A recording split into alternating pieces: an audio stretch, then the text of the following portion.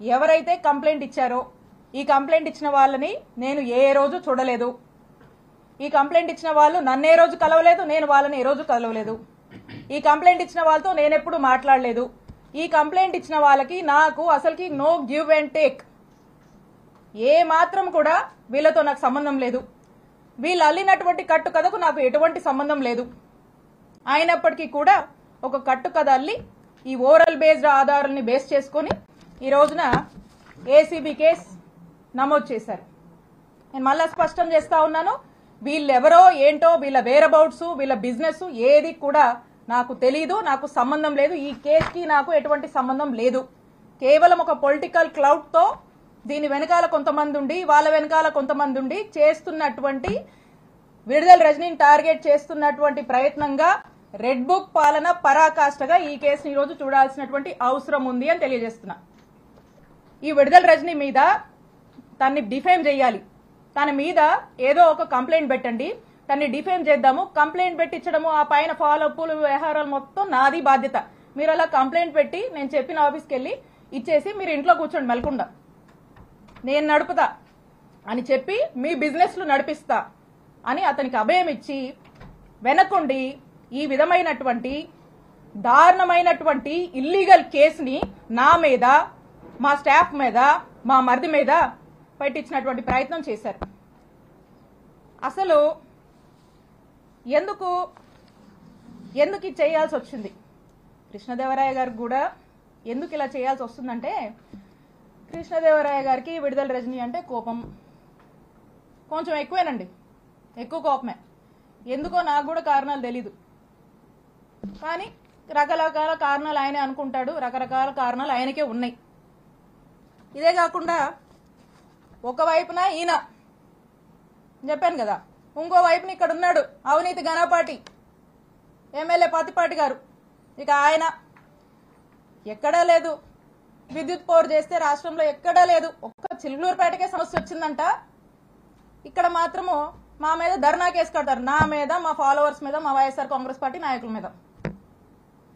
ఇక అదేదోనంట ఎప్పుడో జరిగిందంట కట్టుకదల్లి అతను కూడా ఏదో పెట్టాలి కాబట్టి, ఈ రెడ్ బుక్ రాజ్యాంగం నడుస్తుంది కాబట్టి ఈయన కూడా ఏం తగ్గకూడదని చెప్పి ఎవరినో పంపించి ఓ కట్టుకదల్లేసి నా మీద ఎస్సీ ఎస్టీ కేసు పెడతాడు. జర్మనీలో ఉండే మా మరిది మీద ఇక్కడ లేకపోయినా ఇష్టం వచ్చినట్టుగా కేసులు కట్టేస్తారు, వరుస పెట్టి అతని మీద కేసులు కడతారు, మా మావ మీద కేసు కడతారు, నచ్చినట్టుగా ఏదన్నా పెట్టుకోవచ్చు కంటెంట్. కేసులు కడతారు, దారిలో ప్రయాణం చేస్తుంటే కార్లు అద్దాలు పగలగొట్టిస్తారు, కారు పగలగొట్టిస్తారు, ఉన్నోళ్ళతో హత్యాయత్నానికి ప్రయత్నిస్తారు. ఇలా వరుస పెట్టి ఈ విధంగా ఇబ్బంది పెడతానే ఉంటారు. ఎప్పుడు చూడు మాటలు, ఏదో అవినీతి అంటారు, చేసే వాళ్ళకే వస్తాయో మాటలు.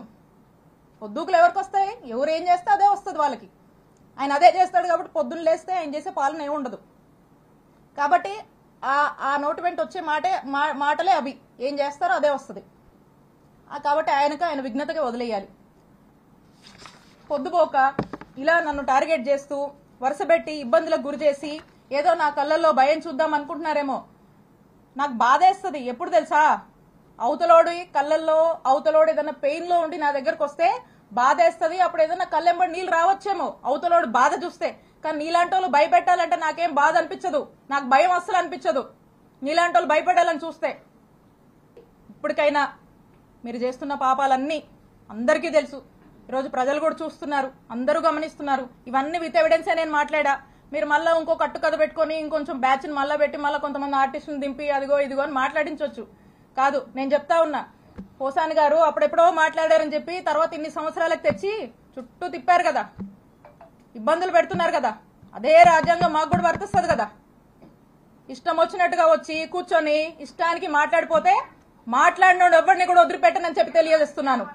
కాబట్టి ఇప్పటికైనా మీరు చాలా ఎక్కువ చేశారు. ఇప్పటికైనా ఒళ్ళు దగ్గర పెట్టుకొని మీ పద్ధతిగా మీరుంటే మేము కూడా పద్ధతిగా ఉంటాము, మేము కూడా గౌరవిస్తాము. అంతేగాని మీ ఇష్టానికి మీరు చేస్తానంటే కుదరదు. టెలిఫోన్ డేటా గురించి అని చెప్పి మాట్లాడారు అని చెప్పడం జరిగింది. కాల్ డేటా, టెలిఫోన్ డేటా కాదు, కాల్ డేటా గురించి మాట్లాడారని చెప్పడం జరిగింది. అమ్మ, మా ఇంట్లో కూడా నాతో పాటు తోడబుట్టిన వాళ్ళు ఉన్నారు, మహిళలు ఉన్నారు. మా ఇంట్లో మహిళలకి ఒక న్యాయం, బయట మహిళలకు ఒక న్యాయం అని భావించే వ్యక్తిని నేనైతే కాదు. అది తమరు గుర్తుపెట్టుకోవాలని చెప్పి తెలియజేస్తూ ఉన్నాను. రెండో విషయం, ఏదో ల్యాండ్ విషయం అని చెప్పి మాట్లాడారు. ఏదో విశాఖపట్నంలో ఏదో ల్యాండ్ ఉంది అది ఇది అని మాట్లాడటం జరిగింది. అమ్మ, మేము 45 సంవత్సరాలుగా 1977 నుంచి విజ్ఞాన విద్యా సంస్థ నడుపుతూ ఉన్నాం. ఈ 45 సంవత్సరాలు పైగా ఉన్న ప్రయాణంలో ఆంధ్ర రాష్ట్రంలో కాదు దేశం మొత్తం ఎక్కడా కూడా, ఆంధ్ర రాష్ట్రంలో కాదు దేశం మొత్తంలో ఎక్కడా కూడా గవర్నమెంట్కి మేము రిక్వెస్ట్ పెట్టి మాకు ల్యాండ్ అలాట్ చేయండి అని చెప్పి ఒక్క దగ్గరన్నా మేము ల్యాండ్ అలాట్ చేయించుకున్న దాఖలాలు ఉంటే దయచేసి మీడియా మిత్రులకు చూపించాలి, లేకపోతే బయటికి తీసుకొచ్చి చూపించండి. తప్పకుండా 45 సంవత్సరాలు ఎప్పుడూ కూడా మేము ఎక్కడ ఏ గవర్నమెంట్ దగ్గర నుంచి కూడా ల్యాండ్ మేము విద్యా సంస్థలు పెడతాము మాకు ల్యాండ్ ఇవ్వండి అని చెప్పి మేము ఎప్పుడూ కూడా అడిగింది లేదు, తీసుకుంది లేదు. వచ్చి 9 నెలలు అవుతుంది. అమరావతిలో చాలామంది ఇంకా మాకంటే కూడా అక్రెడిటేషన్ తక్కువ ఉన్న వాళ్ళు కూడా స్కూల్స్ కానీ యూనివర్సిటీస్ కానీ పెట్టుకుంటామని చెప్పి ల్యాండ్ కోసం అప్లై చేస్తున్నారు. నేను ఇప్పటిదాకా మీరు చూసుకోండి, ఎక్కడికన్నా ఏ ఆఫీస్ దగ్గరికి వెళ్ళి చూసుకోండి, ఇప్పటిదాకా నేను ఒక అప్లికేషన్ అమరావతిలో నాకు ల్యాండ్ ఉందని చెప్పి పెట్టింది కూడా లేదు. విశాఖపట్నం ల్యాండ్కి సంబంధించి అది 2009లో మేము అప్పుడు కాంగ్రెస్ గవర్నమెంట్ ఉన్నప్పుడు మీకు ఎవరో తప్పు ఇన్ఫర్మేషన్ ఇస్తున్నారు, 2019 అని కాదు, 2009లో కాంగ్రెస్ గవర్నమెంట్ ఉన్నప్పుడు ఆక్షన్ వేస్తే అలాట్మెంట్ కాదు, అలాట్మెంట్కి ఆక్షన్కి కొద్ది తేడా తెలుసుకోండి. ఆక్షన్ వేస్తే ఫెయిర్ ఆక్షన్లో మిగతా వాళ్ళతో పాటు మేము ఆక్షన్లో పాల్గొని హైయెస్ట్ రేట్, అప్పటికి ఇప్పటికీ ఎడ్యుకేషన్ ఇన్స్టిట్యూషన్ హైయెస్ట్ రేట్ పెట్టి తీసుకున్నది మేము. కాబట్టి ఒకసారి ఎవరో మీకు బ్రీఫ్ చేస్తూ ఉన్నారు, వారిని డేటానా సరిగ్గా ఇవ్వమని చెప్పి కోరుతా ఉన్నాం. ఇవన్నీ కూడా ఈ రెండు విషయాలు కూడా ఎందుకు మాట్లాడారో ఎవరు మాట్లాడిచ్చారో నాకు తెలుసు. వారి గురించి కూడా చివరిలో నేను మాట్లాడతాను. అయితే ఈ రెండు విషయాలు కూడా, ఒకటి క్యారెక్టర్ అసోసియేషన్ చేసే ప్రయత్నం మీది, ఏదో డేటా గురించి ఫోన్ డేటా గురించి ఏదో మాట్లాడి, రెండవది ఈ ల్యాండ్ ఇష్యూ చేసి మన టాపిక్ ఎలాగోలా డైవర్ట్ చేద్దామనే ప్రయత్నం మీరు చేస్తూ ఉన్నారు.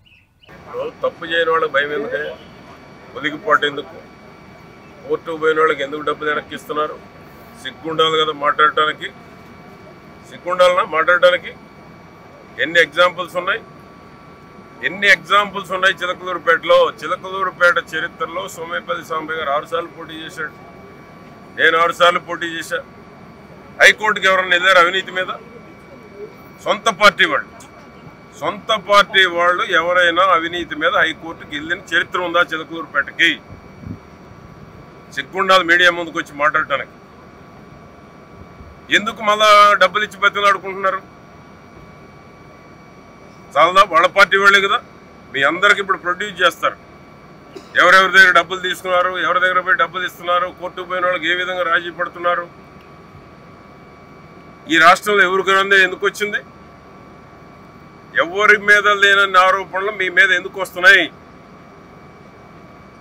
వచ్చినాయి కాబట్టి గుంటూరు పంపించారు.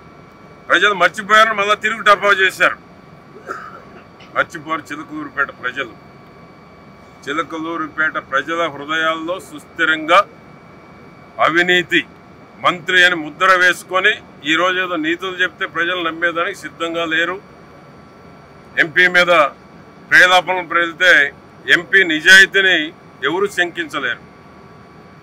ఈరోజు ఏదో మైక్ ఉంది కానీ పూనకు వస్తే కుదరదు. చేసిన తప్పులు కడుక్కోవాలంటే జీవితం సరిపోదు. ఇంకా చాలా ఉన్నాయి, ఇప్పుడే ఏం అవ్వలేదు, జీవితం సరిపోద్ది. కాబట్టి నోరు ఉంది కదా, మైకులు పెట్టగానే పూనకు వచ్చినట్టు మాట్లాడితే కుదరదు. మీ పార్టీ వాళ్ళే ఈరోజు రెడీగా క్యూలో ఉన్నారు, 1 by 1 అందరూ క్యూలో ఉన్నారు. మీకు, మీ సిబ్బందికి, మీ కుటుంబానికి ఎవ్వరూ వదిలిపెట్టరు. మీడియా ముందుకు వచ్చేది సానుభూతి మాటలు చెప్తే ప్రజలు నమ్మడానికి సిద్ధంగా లేరు. వైజాగ్లోనో రాజమండ్రిలోనో చంద్రబాబు గారి ముందు మాట్లాడిన మాటలు ఎవడు మర్చిపోలే ఇంకా. కాబట్టి ఈరోజు సానుభూతి కోసమో సింపతి కోసమో నేను బీసీ అనో మహిళ అంటేనో సింపతి వచ్చే రోజులు పోయినాయి. నువ్వు చేసిన అరాచకాలకి దుర్మార్గాలకి సింపతి రాదు.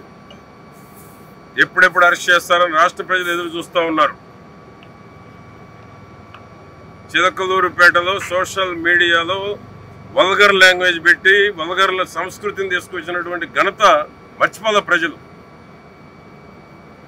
కాబట్టి ఏంటంటే ఈరోజు మీడియా ముందుకు వచ్చి నేను మాట్లాడడానికి ఏదైనా మాట్లాడవచ్చు కదా అంటే ప్రజలు నమ్మేదానికి సిద్ధంగా లేరు.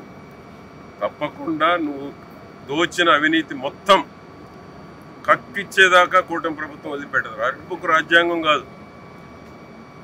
చంద్రబాబు గారు ఆనాడే చెప్పాడు పిల్లికోటి గురించి. పిల్లికోటి గురించి చంద్రబాబు గారు గవర్నమెంట్ వచ్చినాక చట్టపరంగా చర్యలు తీసుకుంటామని చెప్పారు. చెప్పారా చెప్పలేదా? అదే జరుగుతుంది. దోచిన డబ్బు ఎవిడెన్స్తో పోతున్నారు కోర్టులకి. మరి ఎందుకు ఇచ్చా పసుమరపోయి డబ్బులు వెనక్కి? నువ్వు దోచేయలేదు, ఎందుకు ఇచ్చావు వెనక్కి? క్రష్ వాళ్ళ దగ్గరికి ఎందుకు పంపావు? మార్నింగ్ ఎంపీ గారు చెప్పాడు కదా, నా దగ్గరికే పంపావు రాయబారం డబ్బులు వెనక్కి ఇస్తానని. పంపారు లేదా? మీడియా ముందు మాట్లాడలేదా? మరి ఎందుకు పంపావు? ఇవన్నీ ప్రజలు గమనించడం లేదా? కాబట్టి తప్పు చేస్తే తప్పకుండా మూల్యం చెల్లించుకోవాల్సిందే. దోచిన డబ్బు తిరిగి ఇవ్వాల్సిందే. చట్ట ప్రకారం శిక్ష అనుభవించాల్సిందే. శిక్ష నుంచి ఎక్కడ తప్పించుకోలేరు, చట్టం నుంచి ఎక్కడ తప్పించుకోలేరు.